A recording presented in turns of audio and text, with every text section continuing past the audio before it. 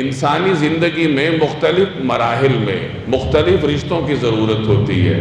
جب بچہ چھوٹا ہوتا ہے اسے والدین کی ضرورت ہوتی ہے، تھوڑا سا بڑا ہوتا ہے تو اسے استاد کی بھی ضرورت ہوتی ہے کہ جس سے کچھ پڑھ لے، کچھ سیکھ لے۔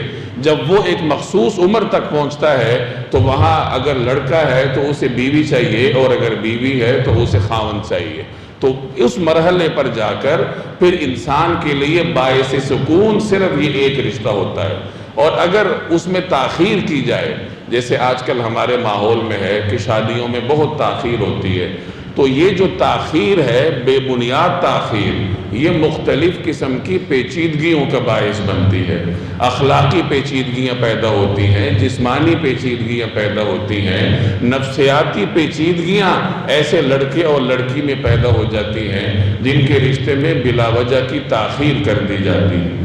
نبی کریم صلی اللہ علیہ وسلم کا ارشاد ہے، یا معاشر الشباب، اے نوجوانوں کے سماج، نوجوانوں کے معاشرے، یعنی اے نوجوانوں، من استطاع منکم الباءۃ فلیتزوج، کہ تم میں سے جو حق ازدواجی کی طاقت رکھتا ہے اسے چاہیے کہ نکاح کر لے، شادی کر لے۔